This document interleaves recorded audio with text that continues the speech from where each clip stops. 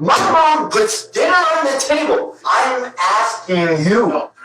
Oh, okay. And, oh. No, forget that.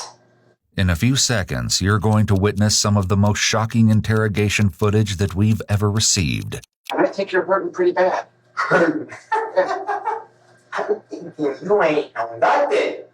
You telling me you understand, we make mistakes. No. Here, let me spell it out for you. N, O. Relax, people. No, forget that. I didn't do it. You know what? Don't you know we're all put on this earth to reproduce? The incomprehensible story behind it will prove to be all the more horrifying. I know how to use a knife real well. I'm right here. Yeah, mambo Italian. Yeah, mambo. Next time we get arrested, George Washington. At least for that Raider shirt.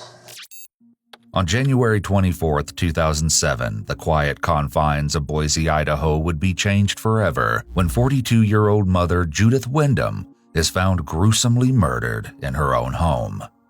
Her 16-year-old son, Ethan Wyndham, would ultimately be the one to stumble across the horrifying scene. And so begins one of the most disturbing investigations we've ever seen. However, as authorities sit down with the distraught teenager, they can't help but wonder if his terrifying story is just a ruse, hiding something much more sinister. In the early morning hours of January 25, 2007, Craig Wyndham is frantically woken by his wife. She tells him that his son, Ethan Wyndham, has arrived at their house in hysterics. Ethan lives with his mother, Craig's ex-wife, Judith Wyndham, also known as Judy. Ethan had left his home that morning, setting off to his father's house on foot in the freezing winter temperatures, all for one terrifying reason. Craig quickly gets out of bed and runs to meet Ethan in the living room, where his son can barely speak. But when he finally does, he utters a disturbing set of words. His mom, Judy, is dead. Craig immediately calls police, who were dispatched to Judy's address, as well as to his own home. However, not a single person could have anticipated the absolute nightmare that was just beginning to unfold. Hi, Ethan. Dr. Stevens. Were you at your mom's house tonight? Were you sleeping? I was on my couch.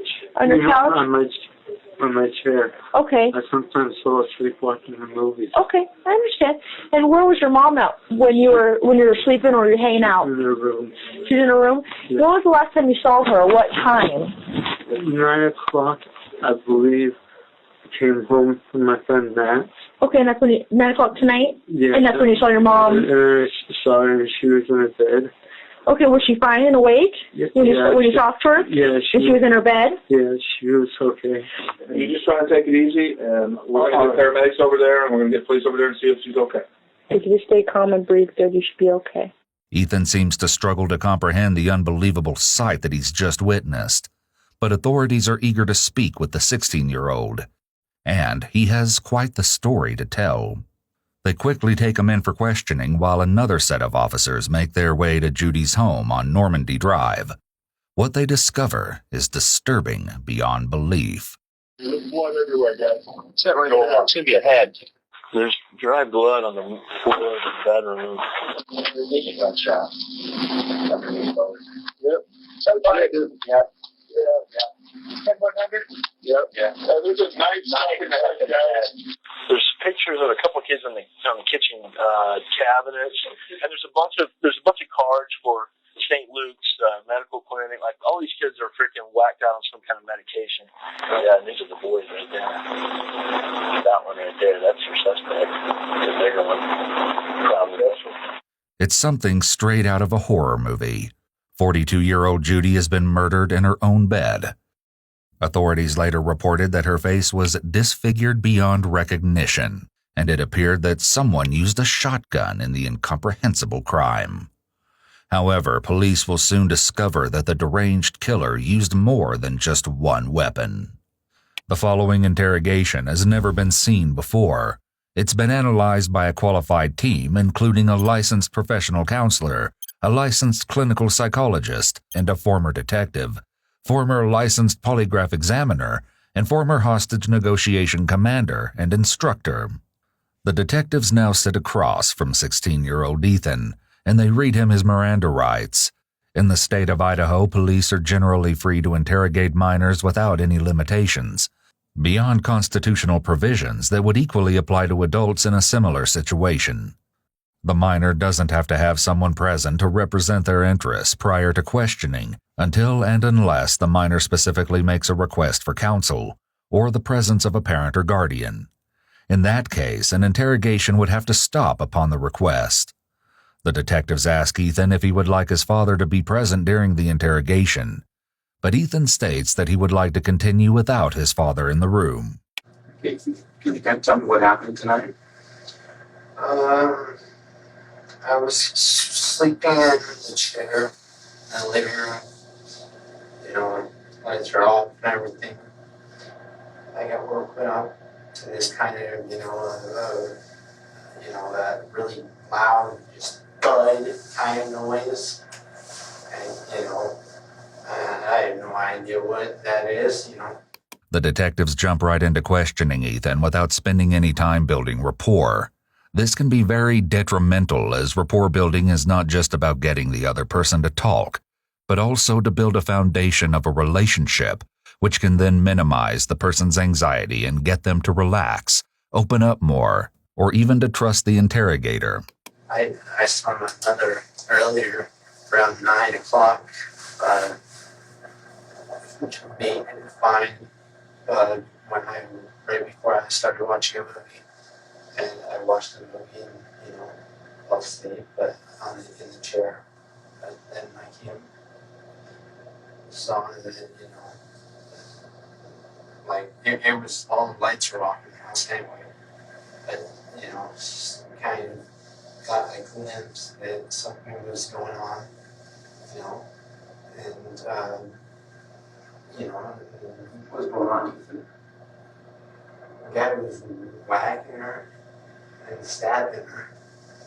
It's noteworthy that Ethan not only says the guy was whacking her and stabbing her, but that he also motioned the actions. These movements were remarkably in sync for him allegedly just seeing the actions.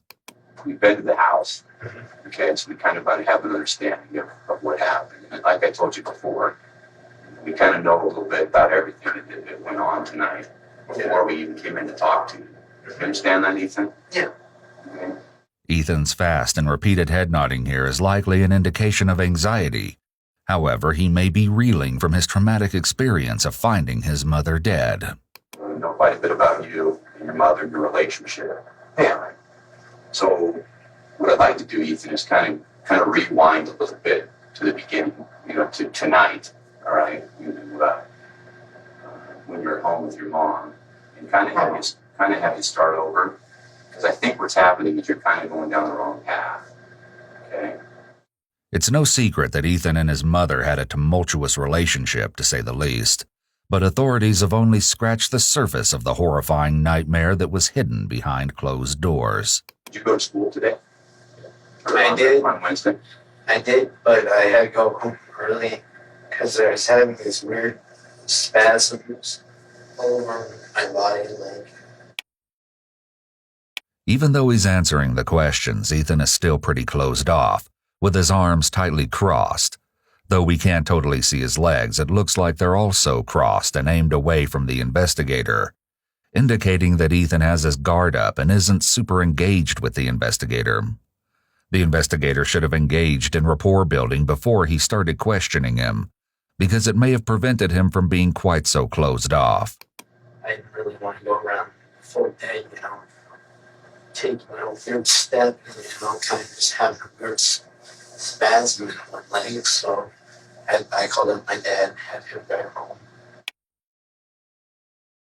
What happened after that, Ethan? After that, After you woke up sleeping from this afternoon, when did your mom come home?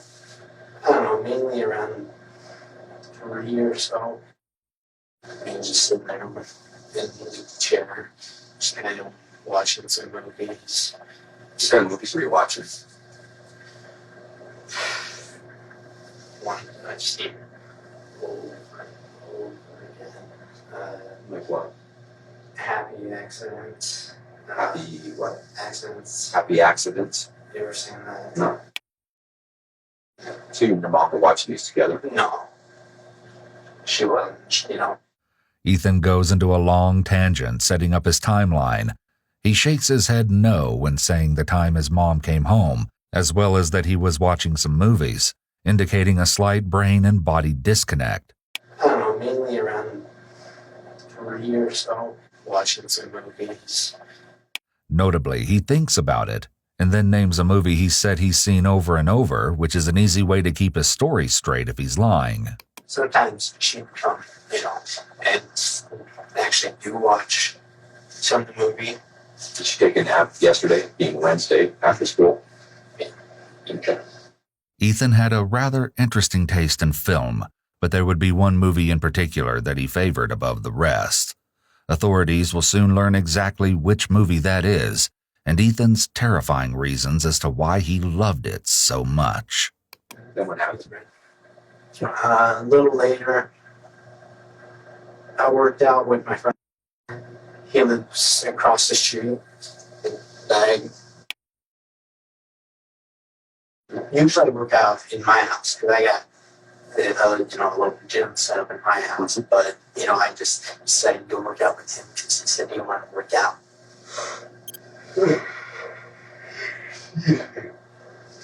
And, you know. You're a big guy, and it looks like you've been working out pretty hard. Yeah. I just mainly only worried about arms and shoulders, but Girls like to see. yeah, right, just the chest.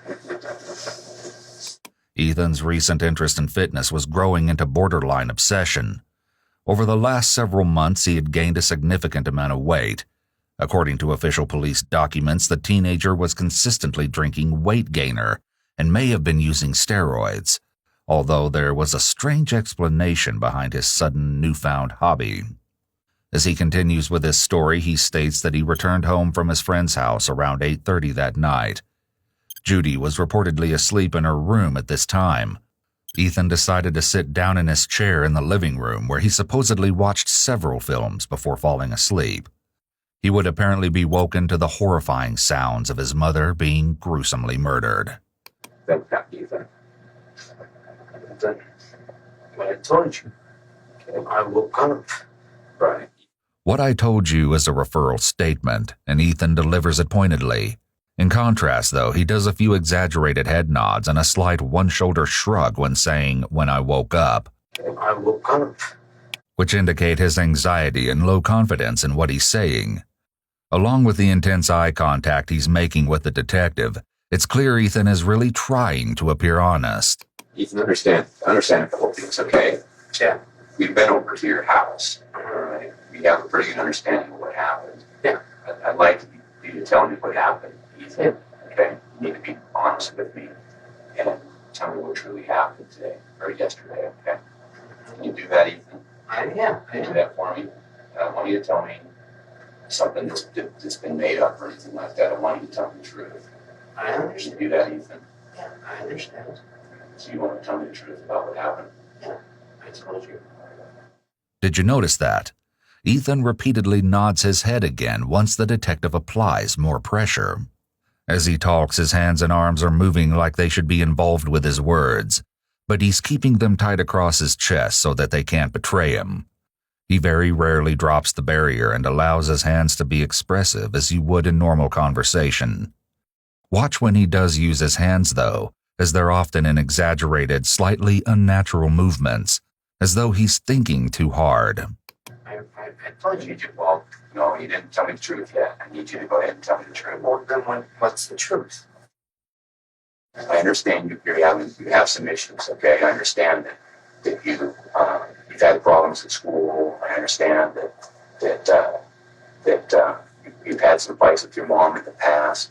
That's normal. I mean, that's what teenagers do, right? Sometimes we don't get along with our parents, and that's understandable.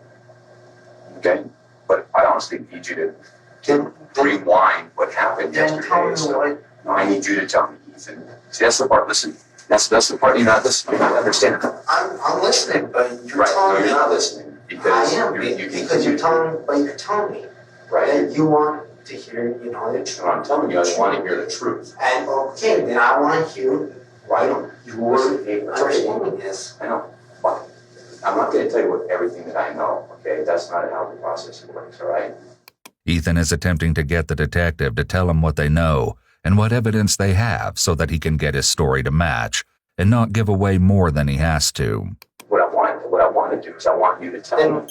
I want you to be an honest man. Okay. I'm trying to, but you're telling me I'm not. And tell me exactly what happened up there. Okay. I think you feel bad. Okay. And I'm not calling you a liar. Okay. No, I'm not calling you a liar. No. I'm not calling you a liar, Ethan. You just did it. No. I'm not calling you a liar. I'm saying I think we need to go back and revisit what happened so we can walk through, in your words, what exactly happened over there. Ethan sticks to his alibi, but the detective is under the impression that there's something he's holding back. And by the end of this shocking interrogation, a crazy and completely unexpected revelation will be made. For now, Ethan is confronted by the other detective in the room. I've been working homicides for 30 years, and there's a couple things that I need to tell you. That everybody makes mistakes, okay? And I want you to listen to me. You've made a big mistake, and we understand why. Now I want you to listen to me first, okay? We already know what went in there. Here's something you need to understand. Number one, you don't know, look at me, you don't know that there wasn't a surveillance van outside that house that we've had planted there working on somebody else that has a 360-degree camera facing on your front door. Nobody went in or outside of your house, period, until you left. Nobody. Despite the interrogator not sounding particularly convincing here about the 360 camera, Ethan's facial expressions give him away. It's like the look that a child gives you when you're calling them out on a lie. He clearly thinks he's got it together and has a good story, but he doesn't, and it shows all over him, especially in his incredibly conspicuous and exaggerated facial expressions. Secondarily, I know your fascination with Mr. Ellis and the whole thing there. So I'm here just, okay. And you changed the answering machine. Are you listening to me? The detective references the author Bret Easton Ellis, who's most notable for his 1991 novel American Psycho. Ethan is a big fan of his work. However, his fascination with the fictional story has transformed into an unsettling obsession. The story is set in Manhattan in the late 1980s, and it follows the life of a mid-20s wealthy investment banker who lives among the Wall Street elite. The well-educated and meticulously well-manicured Patrick Bateman, who narrates the story, earns his fortune by day, but is a ruthless serial killer by night. In addition to its novel form, a satirical psychological horror film was released in 2000. Of course, to Ethan, it was much more than just a book or a movie, as you'll see. He's not calling you a liar, but what he's saying is we know what happened didn't happen. Everybody makes mistakes. Everybody makes mistakes. You hurt your mother. And I know you. Why would I do this? Well, that's what we're here to do. Why would I? That's what we're here to talk to you. Why would I hurt her? Listen to me. For Everybody no makes reason? mistakes. For no reason? First of all, do you know the difference between right and wrong? Child, of course I do. Do you believe in God? No. Okay. After Ethan makes more attempts at trying to get the detectives to tell him what they know, he has a massive shift in his behavior. Prior, he seemed okay, but he's suddenly talking differently and even using a different accent. He's also dropped his barrier. One thing to note is that he appears very uncomfortable with the detective being in his personal space, and he's backed into the corner with no easy access to the door. However, this is a strange reaction to of being asked if he knows the difference between right and wrong. It doesn't make logical sense as a trigger for the average person, so perhaps it's something that's been said to him in the past. The surveillance camera outside absolutely shows nobody went in or outside of your house. Do you understand that? Okay. What am I telling you? That you guys didn't check the bag. The only person, no, there is no bag. The only person that went in, There's no back door. it's locked with the thing. The only There's person no. that went in- I locked that back door. Listen to me, the door was locked. A bad guy can't lock the door on his way out. I locked the back door. You're not listening to me. You're not listening to me. If you say you know the difference between right and wrong, then a judge is going to have to make a decision on what to do. With this answer, Ethan throws his hands in the air, known as a gravity-defying gesture, which is a bit of an odd reaction. He's clearly agitated, with his body completely turned away from the officer. The officer is intentionally interrupting his lie so that he doesn't get entrenched in it. But it does seem like this officer is doing a lot of the talking and not allowing Ethan to fill in the story. You understand that? He's going to say, Detective Doug and Detective Smith, when you had the ability to go talk to Ethan, was he remorseful in what he did? Did he feel bad about what he did, or did he go, you know what, some other guy... I already know these things because I'm getting charged with battery. The 16-year-old was a top-notch student at Bora High School, where he took several advanced placement classes and excelled in his academic career. However, his favorite subject to study was that of the criminal mind, serial killers to be exact. And what you need to do now is take a step back and tell us why you hurt your mom. She did something to you, or this was some fascination that you have here watching these movies that you acted out. Do you not understand this book? Okay, tell me about this book. This is a book. Okay, have you never even heard about books like these? Have you never even heard about books like these? Tell me about it. Do you not understand the concept Tell me about it. of the idea of the business world itself? Tell me what he does. Why don't you look at Patrick Bateman as a business himself? Okay. What does he do? Anyone that gets in his way, he knocks out. What do big business in Wall Street? What does Walmart do? The mom and pop shops, they knock it out. You gotta understand, I'm an AP English. I've been analyzing this stuff beyond belief because this is my author study.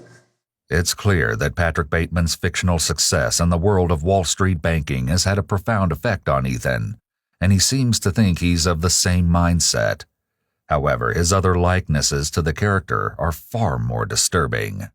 Because, I understand what he's doing. If you've seen his books, he's making Here's fun something of I do understand. There's something I do understand. I think right now you're scared. I'm scared. Yes, you're No, scared. I'm wondering. You're scared of what you did, and you're afraid of what's going to happen to you. A. And B, you're not willing to admit that what you did. The detectives have missed a couple of opportunities to build rapport with Ethan, which could have aided their interview. For example, they could have tried to relate to him over his interests. It seems like they're pushing too quickly without rapport, and at this point, it's just making Ethan more and more angry. Because of this, we're missing key parts of Ethan's background, such as why exactly he started bulking up. Do you have a conscience? Do you have a conscience? Do you feel bad about what happened in there? I'm not sure you do. I'm not sure you feel bad about what happened in there, Ethan. It's eating you up inside, isn't it? What's he? Yeah. What you did to your mom? What did I do with my mom? What you did to your mom was you hurt her very bad. Hurt her very bad. Yes, you That did. lady ain't living. No, she isn't. Why isn't she? That ain't hurting very bad. Why would I kill my mom? You know what? Okay. The door was locked. Hello. Do you not understand that when I get home, I like the doors? So you have some 360-degree camera in my house. Huh? Is that what you're saying? That you can see that someone coming in from the back? Now, listen. You're not. The detective had tried to minimize, and it backfires, resulting in Ethan getting upset that he doesn't acknowledge that his parent is dead. For being so young, Ethan is challenging the detective in a very bold manner. He hasn't been emotionally broken down by the interrogation process and seems to be trying to hang on, even though he appears to be struggling with his speech. Fingerprints? Those are my weights. I didn't hear anything about it. What happened to the weights? The weights? Did you not see that I saw her? I saw the food. I saw her. Relax, Ethan. Relax. No. How am I supposed to relax when I saw what that person did to my mom? Okay, what happened to the weights? What happened to the weight? Yeah. You really want me to go in through this? Ethan is doing a lot of self-soothing leg rubbing, and he also finally squares his body to fully face the officer. This can sometimes mean someone is engaged in the conversation, but in this case, it's a very aggressive stance, and he's clearly anxious. What's interesting, though, is that when Ethan hits his hand on the table, it's way before he starts talking, which shows that his nonverbals are mistimed again. You really want me to go in through this? His emotion, while still slightly elevated, is suddenly much flatter than it was previously. This rapid emotion change generally indicates that it was a fake display. By repeating the questions asked by the detective, it seems like Ethan is trying to buy himself time to come up with an answer. I want you to relax. How am I supposed to relax when someone crunches her skull and rips out her brains with a weight? Okay, so tell me how they did that. How did he do that? What did I tell you what that was? Hello? Do you not see the blood splatters? Can you not make it? I thought you were a detective. If you're such a detective, why can't you see blood splatters? I saw it, everything. When I turned on the lights, dear, oh my God, you gotta be effing kidding me. And now you're trying to pinpoint this on me? It's a little strange and telling of his actual emotional control that he self-censors here. Few teens are going to actually censor themselves in the heat of genuine anger. This more than anything indicates this display is an act. He's not actually angry. He's acting angry. You know what? Tell your prosecutor that I don't have remorse. I don't care. You don't have any remorse for this? I don't got no remorse for you. You know?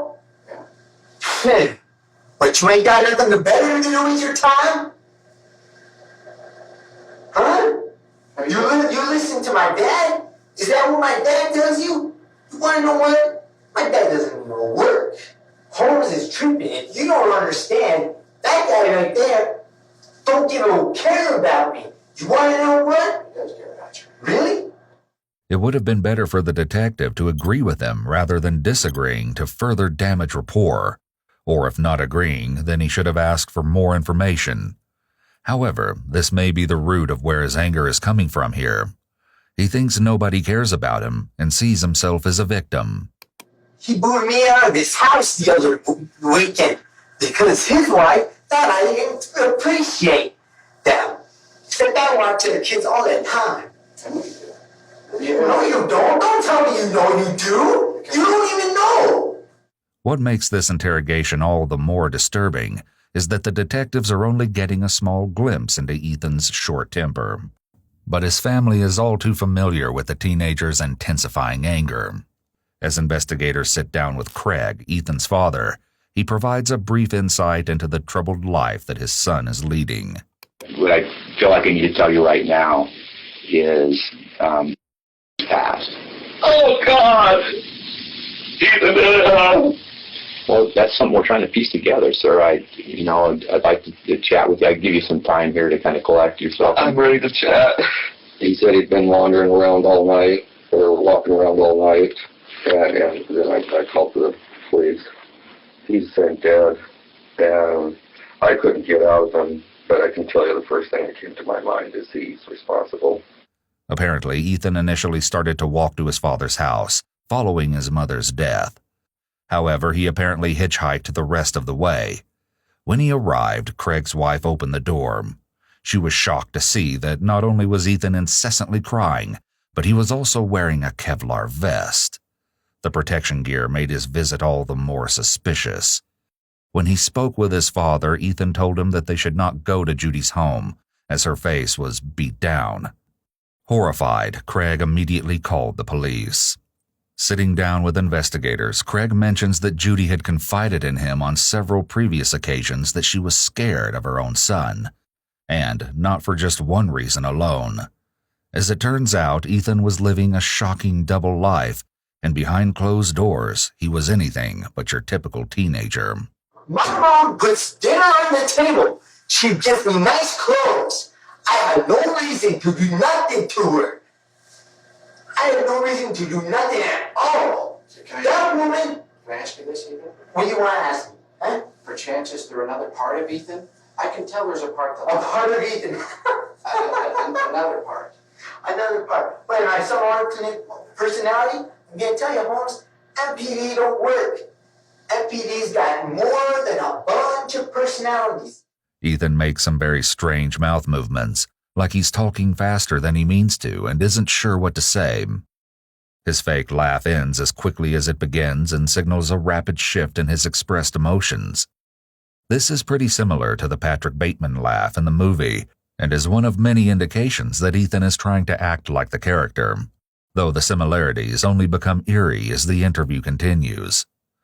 Unfortunately, the interrogation methods are being poorly implemented, and the officer is jumping all over the place.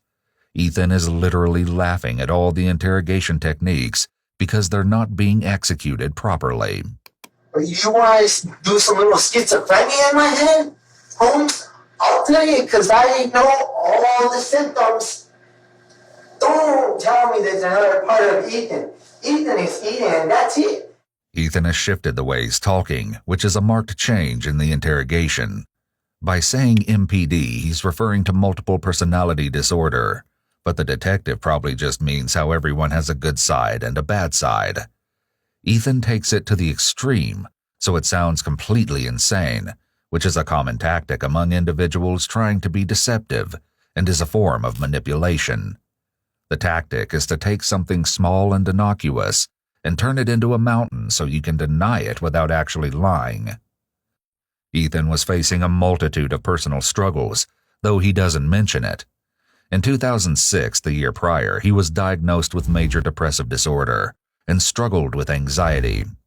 He was prescribed various medications and began seeing a counselor who became very concerned in regards to his condition. They believed him to be a psychopath. Technically, psychopathy isn't a separate diagnosis from antisocial personality disorder, though a psychopath is part of a small percentage of individuals with ASPD who would be at the extreme end of the disorder spectrum. However, as he's 16, Ethan would not technically qualify for ASPD, but in extreme circumstances, individuals may get labeled as having a personality disorder with antisocial characteristics a bit younger than 18. And I think you're hurting pretty bad. Hurting? I think you are, Ethan. Oh, hold on, this feeling. No, first thing about me. Go tell me about you. Tell me what you're thinking right now. I'm thinking you ain't know nothing. Okay. You telling me you understand, we make mistakes, you know what? Do you know how many Ethans I've talked to that's been sitting in that chair in 31 years of police work? Thousands of them. Really? Congratulations. Do you know how many Ethans have sat right there and told me, I don't know nothing about nothing, and I put them in prison for murder? Every one of them. Every one of them. Every one of them. Every one of them. Yeah. Every one of them, and you're not going to be an exception. Yeah. Normally, the detective shouldn't remind a suspect of the impending consequences at this point in the interrogation.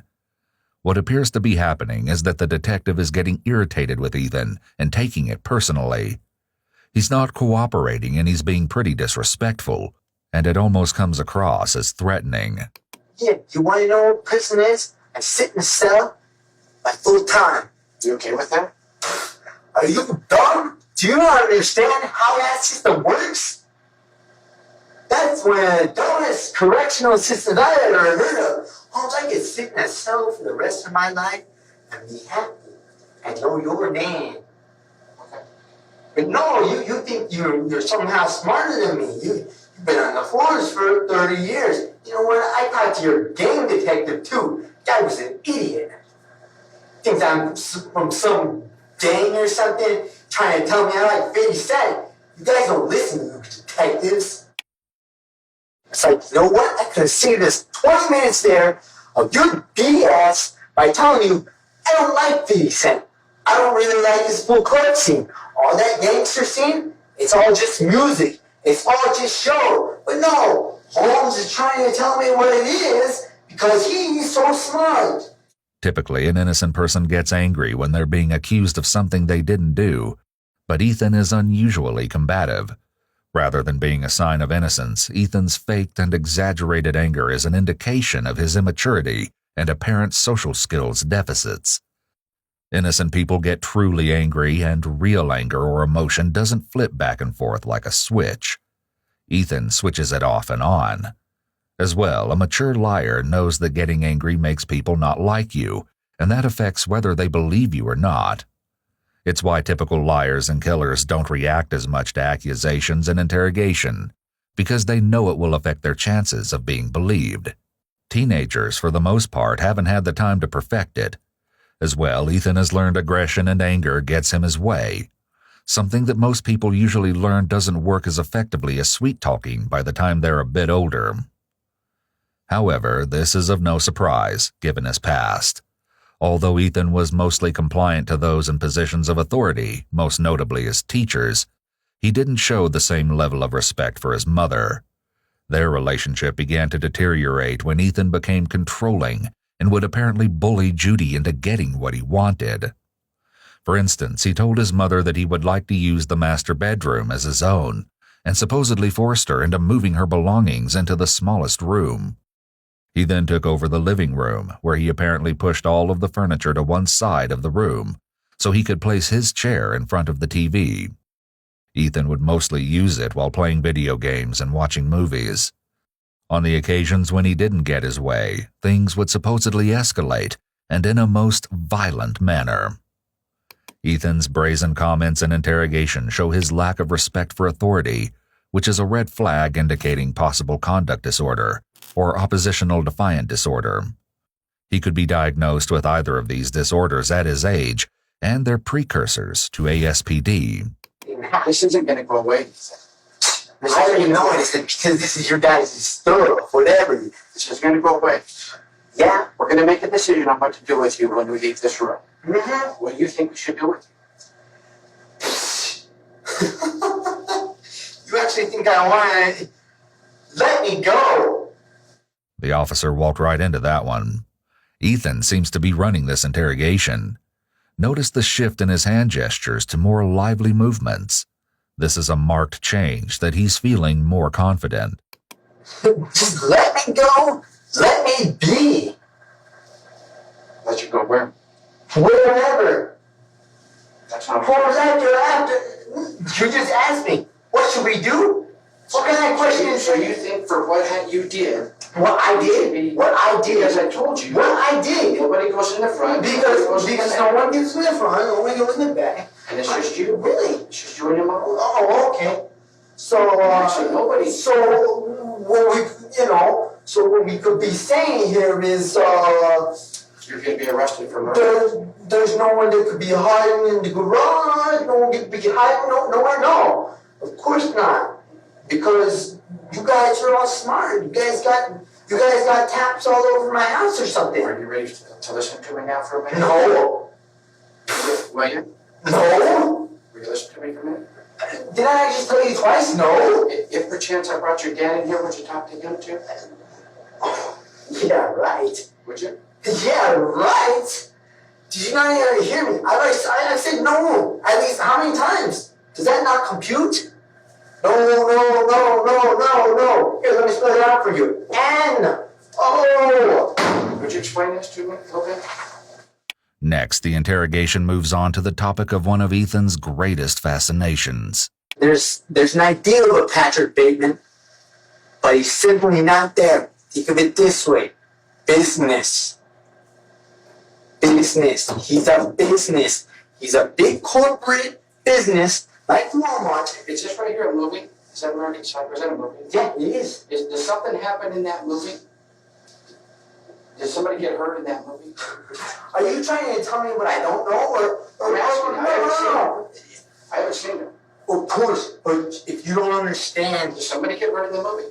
it's a book, too. Okay, so You have to know the book before you can watch a movie. So- Same thing with any book. I guess my question is, help me because I haven't seen the movie. Who gets hurt in the movie?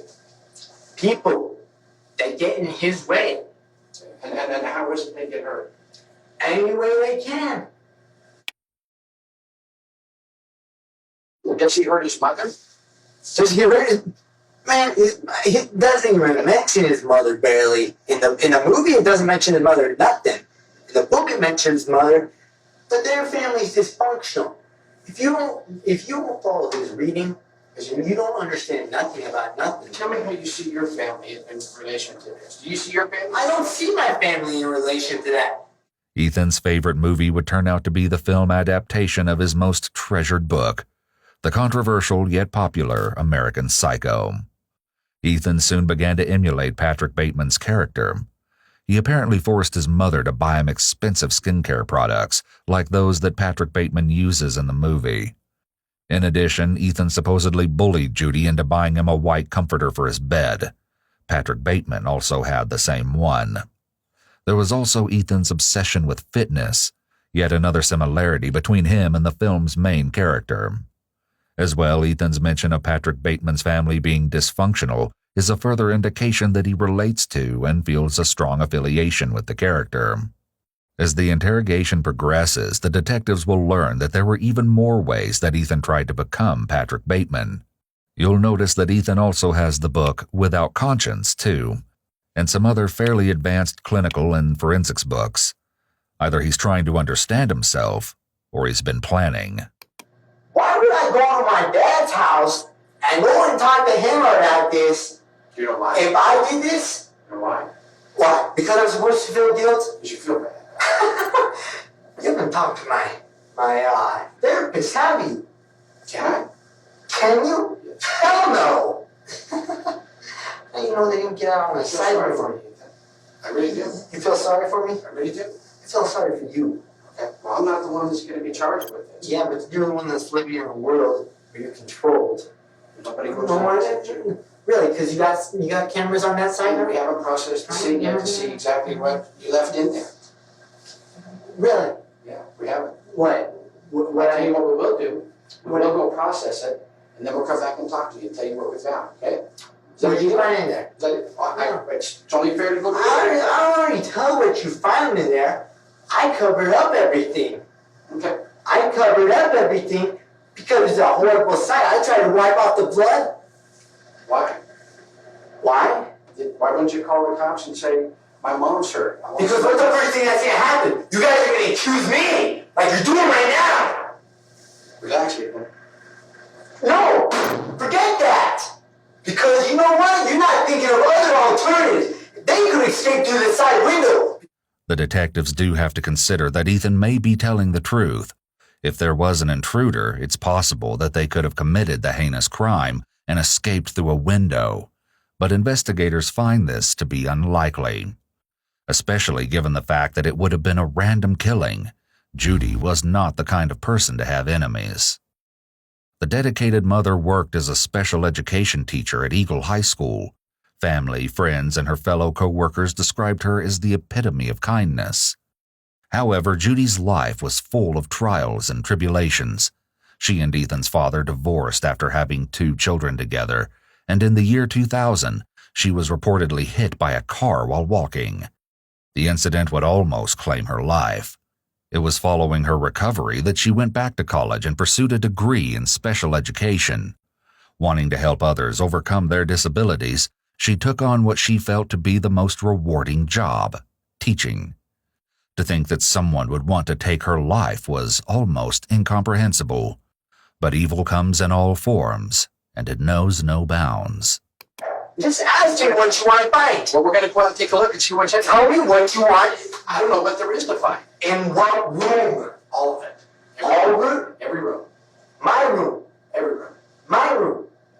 On my white sheets? Can I get you a glass of water? You want a glass of water? You want a glass of water? I didn't drink water. I already drank enough water today. Would you like some more? Why would I want some more? I already tell you. On my white sheets? We are going to go there. I'm seeing you right back. There, on my white sheets. No, you don't want to listen? Yeah, I'm listening. On my white sheets, there's a stain of black from the weights. Okay. I love that bed like no other. I made it white for a reason. Now, wouldn't I wipe that black off if I did that myself? It's bad timing to interrupt and leave when Ethan is ready to talk. This specific officer hasn't been doing well with Ethan so far, and he probably should have left earlier. However, though this tactic may seem counterproductive, Ethan is escalated, and the officer hasn't done anything to de-escalate him, and he's still not responding well to him. Walking away, letting Ethan calm down and trying again with someone else is actually the best course of action at this point. As you'll see, they'll next try a good cop ploy and try to calm Ethan down. This attempt will have a bit more success. You talk about Ethan. What black stuff on your sheets? There's a black stain on the end of the bed. Calm down, man. On your... There's On the end of the bed that are made by the weights. I saw it when I'm getting out. Okay, well, just relax, man. No, Charlie here thinks he's number one top cop. Okay, he's gone. I'm not understanding. There's like from the weights. So you know how they create that black stuff. Yeah, they make a black stain. Weights on and off and changing all the kind of crazy They made a black stain. on your sheets. But how did they get on your sheets? Charlie, whoever comes in there puts it in my room to make less noise. What kind of weight was it? Was it a weight or a barbell or a dumbbell or? What they did with it was they put it as a barbell and they put one of the things right here. A collar? I won't call it for a barbell. No, one of the spinny things on this end. Oh, I got you. With 2 5s or 2 10s. I can't remember. I think it's two 10s. I can't remember. So two 10s on each side. No, on one side. 1 10 and then a 10, so 20 pounds. One side that has weights on it. And they club her. Okay. Have you ever seen that? How'd they get on your bed? How did they get in my bed? All they have to do is just bring the weight, put it on my bed. Okay. Are you saying to put the weight together on your bed? Well, yeah. Okay, you're a smart kid. Okay, trust me. Yeah. Then why You know not? what? You're not even a kid. You're a young man, aren't you? And you're a very smart young man. I'm smarter than anyone I know. This may be a touch of narcissism showing, or it may be Ethan mimicking Bateman's character. At this point, it's hard to know what is actually Ethan and what is the character that he's wholeheartedly embraced as his model. And you know what? Street smarts. I would agree with you. Street smarts, I got better than any stupid idiot. Everyone I know, everyone's too easy to figure out. You know how they figure out what they want, what their needs are, what to say to them. The ability to understand what people want and the right things to say and do to manipulate them to do what you want is a trademark of a budding psychopath. You had to learn a lot of that, right? Because you didn't. No, I didn't. I just had to watch them, and I could see You it. learned. You're a smart young man. You learned this stuff yourself, didn't you? You read books. You They educated had to yourself. read notebooks to Learn this figure stuff. out people. Right. Street smarts come just naturally. Natural to you. Street smarts are called street smarts for a reason. People either have it or they don't. Right. People around here don't. So you get educated on the street. I get educated by being myself. Right. And I can see people. I can see their needs, their wants, their desires. If I want someone to even, decide that I want them to, maybe like them or do a favor for them, I can easily say what they want to hear. I do that all the time for people. I cover for my friends all the time when they cheat on their girlfriends. I tell them exactly what they want to hear. Okay. Fun. Fun to be, because people are stupid. If Ethan's rambling is true, this is the definition of someone with antisocial traits. Individuals with antisocial personality disorder have a keen awareness of people's needs, their wants, and their desires. Ethan likely feels a bit more comfortable with this detective, so he's essentially divulging important information about his personality and his ability to be manipulative and to lie. It's disturbing the way he views other people just by what they can offer him, but this is also very classic narcissistic traits. People's value lies only in what they have to offer. This could also be another moment of Ethan mirroring Bateman's character. Ethan has brought up how he uses people, such as his mom spending money on him, that his friends are only useful to him for better weights. He also claims that he's smarter than everyone and is always telling people what they should do, and points out that he sucks up to teachers and attempts to manipulate them. Let's just forget about the cameras, okay? We're getting so hung up and so mad about these cameras, all right? Yeah. Let's just forget about it, all right? Let's talk about your relationship with your mother a little bit. If you guys want to look through all the clothes I have a lot of nice clothes. She buys me nice stuff. My colognes and my colognes, Armani Code, that's $70 right there. Jean Paul Gaultier, I spent $100 on that and some deodorant. She spends nice money on me. Okay, right. No one's saying that she's not doing that, okay? Yeah, but now you're telling me that I'm killing her for the Dear God fund, that I'm so dumb I get influenced by books. You know, there's a lot of people, a lot of things that influence our lives. There's a lot of things that you know that, right? People who get influenced are stupid. Do you influence your friends a little bit? My friends? Yeah.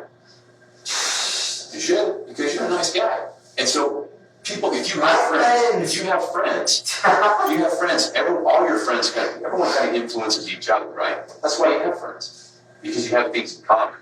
That's why you're friends. I ain't got no things in common with my friends. Nothing at all.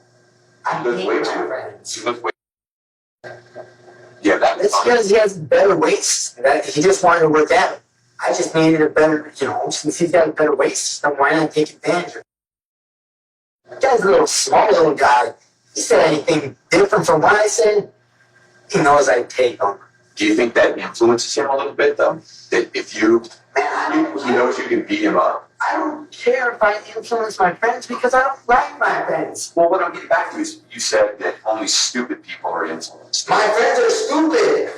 Okay. My friends are dumb. I don't know your friends, so I'm They're gonna say, idiots. I don't know your friends, so I'm not going to say whether You know what? When I give them a piece of advice or tell them what they should do, they never listen. It always turns out the way that I told them that it happened if they didn't listen. They're like, oh, you're right. Well, it's like, no, duh. I know how the world works. I'm not freaking retarded like you guys. Even though it seems like everything is making Ethan mad, he seems to be intentionally pulling the detectives into arguments to distract them, and it's working really well as a great deflector. They're caught up trying to argue points with him and engaging in a power struggle.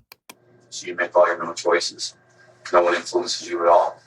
Man, I can develop little portions, the way I act. I develop that. Sure. But I don't change my whole character on that. I can change any character I want to be. Because that's easy to do. Right. Typically, when an interrogator offers a theme, such as being influenced in this case, they would move on from it if the suspect doesn't agree. However, the officer may be trying to agree with them, so he will calm down and move on. He's also trying to stroke Ethan's ego, since he's probably figured out by now that Ethan has narcissistic and antisocial tendencies. One thing that is particularly interesting is that this disdain of his friends also is reflective of the Patrick Bateman character. It also sounds like he's getting this from his books on psychopathy. He's molded himself into this person and just built his world around it. People with antisocial traits are often considered chameleons in the sense that they can adapt themselves to practically any situation and can warm up to other people easily in order to manipulate them and get what they want. It seems that Ethan did just that. However, when it came to his mother, he supposedly felt that intimidation alone would be enough to control her. According to police documents, Judy would become upset on various occasions when Ethan's friends were at the house. Supposedly, a few of the high schoolers would use substances, and Judy did not approve. However, Ethan grew angry and regularly argued with his mother, even reportedly punching a hole in one of the home's walls. But this was just the tip of the iceberg. Your buddy over there, hasn't done his homework on, just because I watch movies. Does he not understand that most of my books, my reference books, are all on psychopaths. Okay. The psychopathic mind. Right. Because I've always been trying to figure this out. Who are some of the greatest and smart? Well, actually, Donald was a sissy. Gacy. Dear God, how many people did he kill? What was he? He was a hired deputy at times. Clown. Knew different people. Ted Bundy. He had a great life. This man did so many things. Great lawyer. Represented himself really great. Even the judge. But he said, I'm sorry to do this because I would have loved to have you practice in my court. Oh yeah, I didn't know that part. Yeah. Wow. He said that. The guy worked with the Republican Party for a little bit. He worked with some of that. He did a lot of things that were just out and amazing of character. But it all continues down to one thing. How does his mind work? American Psycho, that's just because that's what my author study is on. We got to do a big project on this author. I like Bret Easton Ellis. He's a good writer.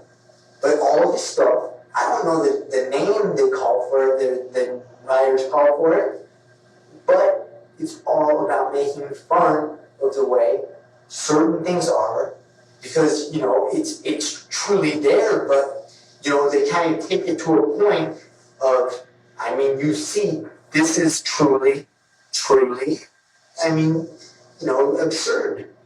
Though these are accurate observations, it seems that Ethan has taken the contents of the story to heart. But just because a person reads a book doesn't mean that's how their life is going to be. Let me ask you this, Ethan. Have you ever heard of cases before, or people before? And you've read a lot, so you probably have. Have you ever heard of people before who have been influenced by, listen, hold on, by the books, by video games, by movies? Everyone's heard of the Columbine shootings and all of that. I'm not talking about that. That was all those, but people use us as scapegoats. Anyone can use that as a scapegoat. Right. Sure. It's just they're too dumb. Of course they want to hurt someone, but they're just too dumb to create their own way. Okay. That's how it is. People just don't understand it like that. That they're not smart enough to create their own way. They have to be driven by somebody Yeah. else. They have that drive. They're just too dumb to actually make it happen without seeing something or watching something. Any of those stupid Quentin Tarantino movies, dear God, I hate that guy with a passion. It seems like Ethan is going off on a tangent, but the detective switches gears and further questions him regarding his relationship with his mother. My mom and I have been getting along for a while now. You know, there's been times where, you know, she's gotten on my nerves because she said my fans were too loud or something like that, and she, like, you know, shut your door. That's normal. But, you know, and we got into arguments like that. But whatever my old man's saying about her calling him up, man, she wouldn't even call that loser up. Have you ever had arguments with your mom and your dad had to come pick you up? You stayed the night with your dad's house? Yeah, she does that all the time, but that's because she's a whiny baby. She gets into the drama. Yeah, she's a whiny baby.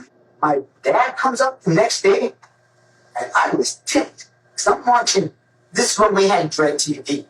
I was watching the Longest Yard, the old version. I never saw that before. I can't rent that.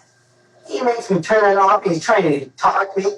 He calls up an officer because I walk out. I'm like, you know what? You're full of crap. Because he's trying to tell me how I should feel and tell me how life is. The guy hasn't even been around since I was 6. He's been gone since I was 6. I made him cry when the officer left. No, I made him cry before, but he tried to hold it in.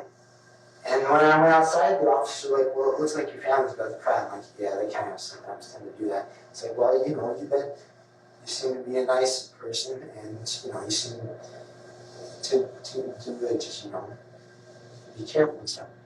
he didn't tell, I don't think he told the officer the actual situation. I'm sure all he told the officer was that I was being disruptive. Instead of he's taking money from me.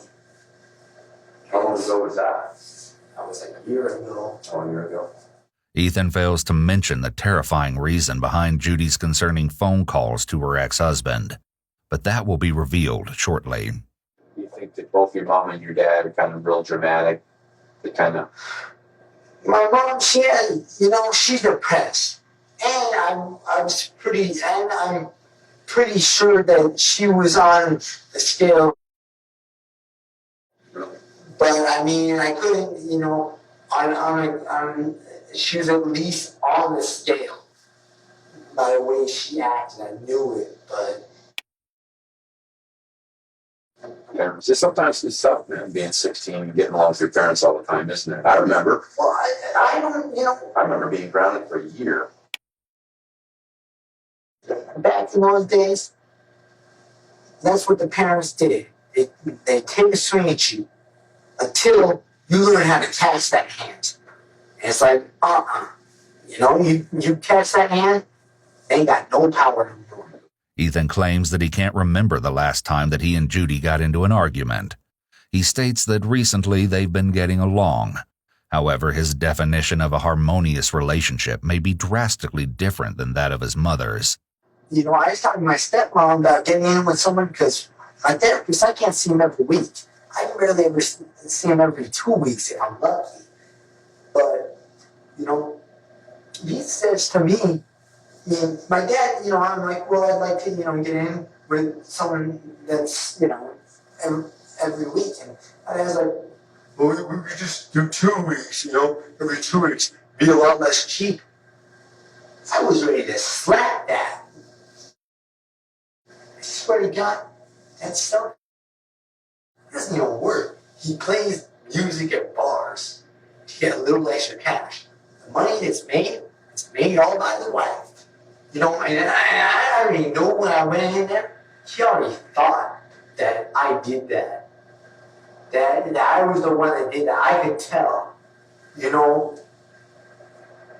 I didn't even know. Tell by the way he talked to you, the look on his face. I didn't look at him, man. You didn't look at him at all? No. I was trying to hold up vomit, bawling my eyes out and stuff. I seen dead people. I ain't never seen dead people in real life. Before I left, I covered up my mom. I started to wash out the walls, but as there's too much. It was a big too splatter. I put the dog and the cat in her room. I mean, the dog and cat were already in her room, but the dog was shaking. The cat, I saw her. She usually, she's usually in that room, but she was in the weight room because she's on fright and stuff. I put her in there and we had some stuff full of dog food and cat food, and I just dumped it on the floor, filled out some water stuff, put a candle in there, and just closed the door, turned off the light. I was still on the carpet and blood. Just covered it up. You took that up. There's a strange, sudden change in his speech patterns here, almost like a different person is talking. This is probably more normal speech for Ethan, and his other speech patterns have been him acting like a character modeled on Bateman.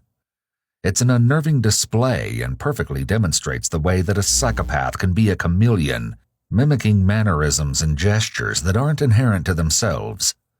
Ethan states that he used a couple of wash rags to wipe the blood off the walls, but it's still extremely suspicious that he even cleaned part of the crime scene before going to his dad's house. Get anything else out of that house or anything like that? I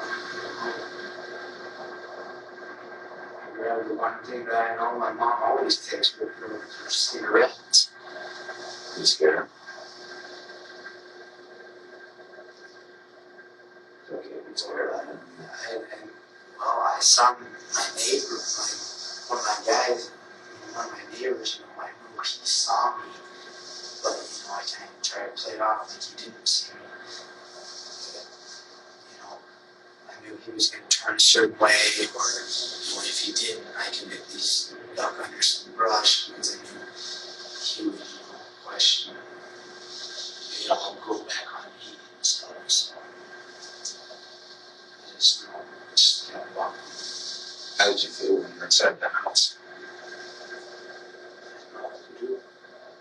Apparently, on January 25, 2007, while Ethan's neighbor was driving around at 1:30 in the morning, he spotted Ethan walking along the street. According to police documents, he shouted Ethan's name out of his car window. It was loud enough to where there was no doubt that Ethan could hear him. However, the teenager kept walking. How do you feel right now? Angry. I don't know why you take care to do that. Sad. Yeah. You feel bad for your mom. You feel bad for yourself. This officer is really doing a much better job with Ethan. He's much more relaxed and there are no major signs of anxiety. That's what I'm saying. I don't understand why everyone keeps on doing this. I mean, it's one of those things where you're the only one there, and we're just trying to understand. Ethan, if there's something, talk to me, man. Man, Tell me what's going on. Tell me what you're man, thinking. if I really wanted to, Tell me what you're thinking right now. wouldn't I put her out of her misery in the easiest possible way? I don't know. I mean, maybe I it's mean, something. truly, wouldn't you? But what would that way be? What would be the easiest possible way? Not the way she went. Okay, what would be the easiest I possible way? don't know. I don't think of anything that would be to put her out of her misery in an easy way. No, I know. It's gone. Do you guys have guns in the house at all? I have some airsoft guns. It's not loaded. And guns, real guns and stuff. Yeah, knives, hunting knives and stuff like that. I got one of my cases. I got a Dole butterfly. Who do you think did it? I don't know. Because It's a terrible thing that happened to your mom. I mean, she, like you said, she I didn't wish it deserve would have happened to me. It didn't. But let's think about, how terrible this was to your mom. They had a knife. Okay. I don't have knives. I couldn't see this person. It was dark. I knew they had a knife. Okay. And I know it's long. It's a longer knife than any of the ones I have. But he made me take the one knife that is semi-sharp. Why do you think you do that? No. Make it look like I did it. It's my way. It's my knife. I mean, truly. Check it out. I mean, truly. Because I don't even know. They're probably not going to be nothing on cameras. Or I don't know. Did they make you do that to put her out of her misery? No, she was dead by that time. Oh, the night before you put the knife in her head, she was already dead? Yeah. Okay. She was already dead. But Your knife, what kind of knife was it? it's a small Winchester. Ethan claims to have got the knife from his father, and he states that he keeps it in his bedroom at his mother's house. The only thing I can show that it wasn't me is look how deep the knife cuts were. That knife couldn't do deep knife cuts. Too dull to do the deep knife? Well, no. I mean, it's not dull. On lengthwise. Lengthwise, that's what I'm saying. So the blade on a knife isn't long enough to do all I that. don't know. I mean, truly, that's the only way. I mean, if cameras show something different, I don't know what to do, man. Wait, so all you did with that knife was stick it in her head?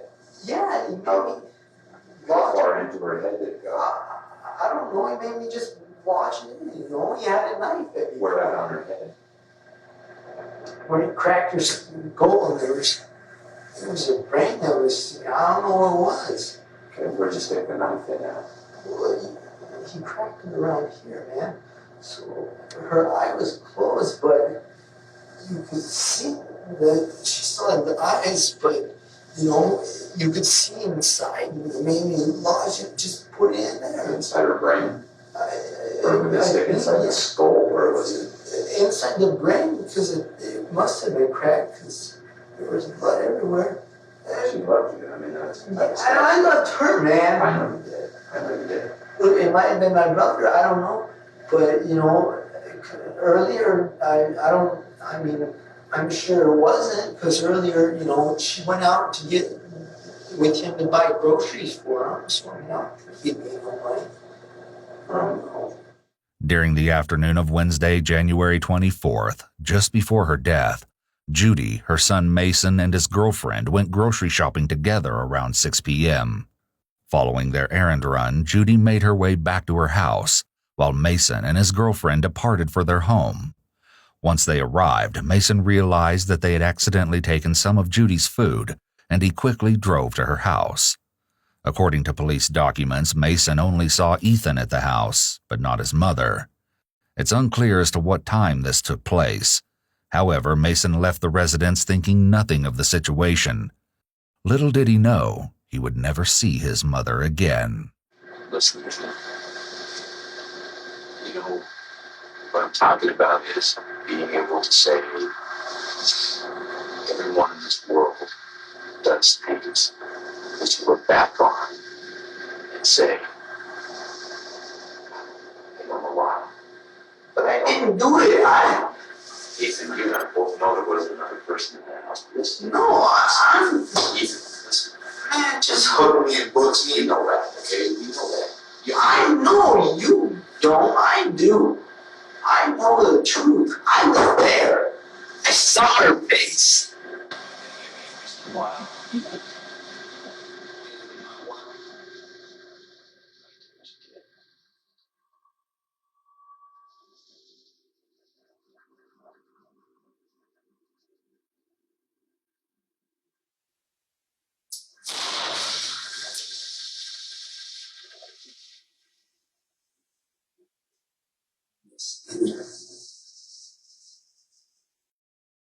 There's a delay with his illustrators here. His words come out before his hands hit the table, which is another instance of brain and body misalignment. But I didn't do it. Ethan seems to resort to aggression when he's angry and emotional. He may have been having an emotional moment here, and then it's like a switch is flipped. This is a red flag indicating that when he gets angry, he may not be able to control his impulses. He seems very used to using his size and aggression to intimidate and control others. Like his mother, the officer handles this perfectly by not even seeming to blink and stands his ground. But he also doesn't push, just allows Ethan to react and show more of who he really is. I didn't do it. You want me to spell it out? Give me paper off. I'm ready out for you. I'm ready out for you. You ready? No. It's not even a question. A little bit on there. 2 to go. 4. You got me, bro. What's that? You smoke? That's all. That's probably. You got a wife? Kids? No. Why not?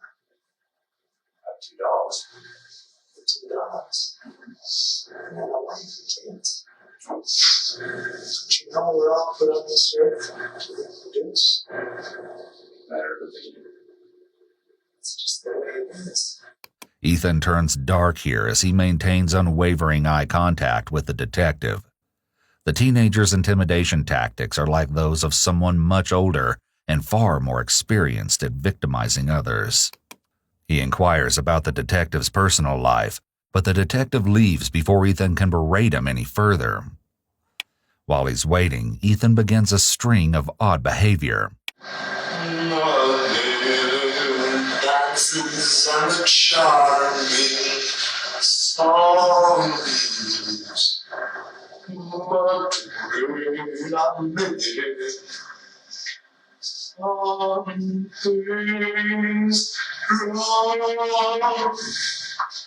Next to me in the rest of her, she looks more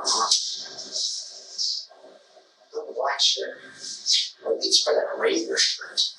Finally, the detective re-enters the room where Ethan appears to have calmed down. He woke up and went in to that Milo Cooks Out Loud thumb. He went in and saw this guy in your mom's room. He said it was real dark and he couldn't make out who it was or anything, but that he had stabbed your mother, right? He said he had a knife.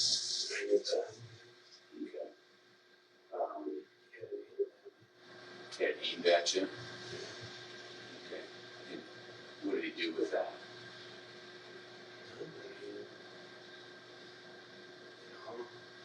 Before routine, don't move, Right. don't come near here, don't come near here, people move, we're gonna kill you. Ethan claims that he has no idea what the person looked like, but he alleges that it could have been his brother, Mason. Mason going in my room, my knife is in my room, Makes you go to your room? Yeah. Okay. Grabs that, He grabbed that knife. makes me grab the knife. Winchester. The Winchester, does that. Makes me want to launch. Says, I'm looking for some money. Did you look for some money? Take a car, I look in her backpack. I just kind of feel around. She has a purse that I know has money, but I didn't find it. So, I was surprised that he was gone. So when he came back in, he was gone. I mean, yeah, that really told me to not. Just said, that's like, oh, man, I didn't I don't know if I can find some money, otherwise, I don't know how to do anything.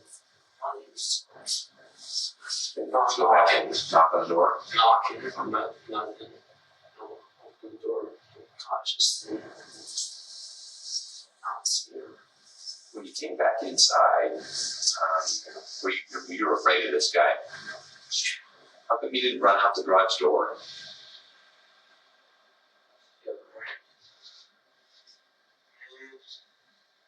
Not bad. Yeah, just run right out the back garage door. Man, I wasn't even equipped. I didn't have no clothes. You're taking? No, I mean, I had like some shorts and t-shirt. I didn't have no gear at all. Could you have run over to some friend's house or something like that to call police and say there's a man in my house? When he's confronted with something, Ethan keeps saying, yeah, but. He's trying to weakly justify what he did, and the detective is slowly poking more and more holes in his story.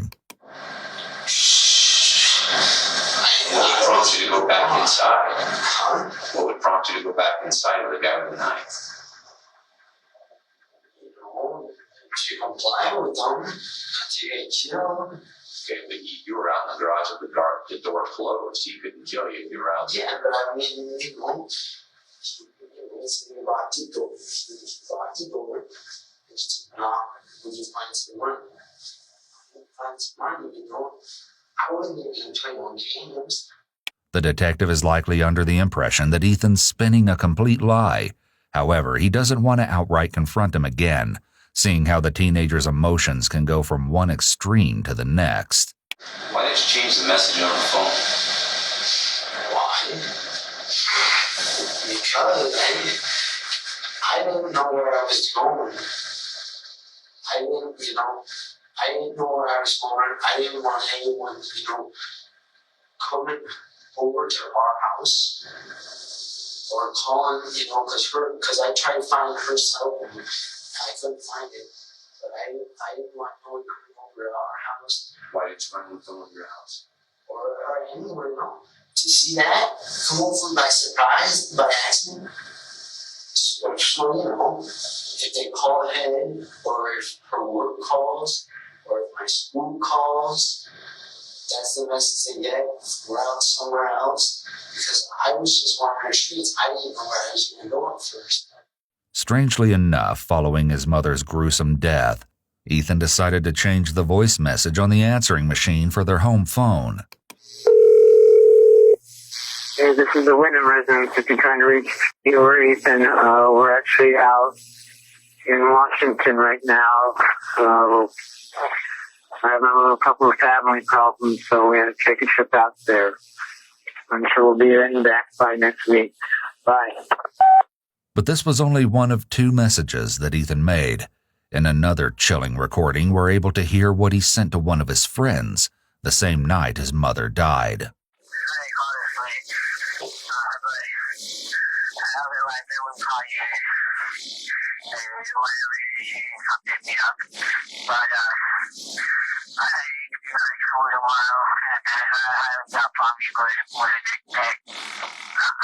I'll talk to you guys later, so I'll call you if I'm feeling any better. Otherwise, don't call you, don't. You feel like crap, alright? And that, it was probably if you want to come over and stuff. Sorry to call this late, but, otherwise, I ain't gonna be able to call you no more. Well, see ya. The messages are cause for suspicion, to say the least, but the disturbing fact lies in their similarities to the movie American Psycho. During the film, after murdering one of his victims, Patrick Bateman changes their answering machine, stating that they would be out of town. After taking the lives of several other victims, he calls his secretary, informing her that he would not be coming into work the next day. The eerie resemblance between Ethan's behavior and the film character's actions have authorities extremely on edge as they brace themselves for what's about to come next. How did your ski gloves get all bloody? Ethan, this guy, he said he's smaller than you, and you've got a knife in your hand, and this whole time inside the house, and you never once try to take him off.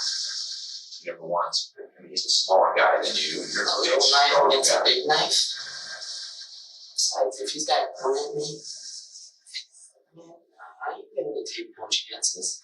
I did one wrong move, he can just slice me for that. How do you think this guy got into your house? I have no idea. There's multiple ways. Like what? Name one. He can get into the back, he can get into windows. Our backyard, a lot of our windows don't have grains. Our back window, our front window don't have grains. Those open maybe a tidbit. You can just move over and get inside. Think there's any explanation for this? What do you mean? Some unknown person coming into your house and doing this?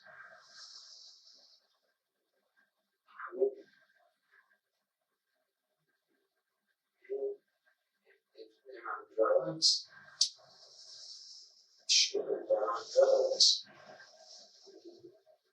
As you guys said, your narcotics team is in there. It could just be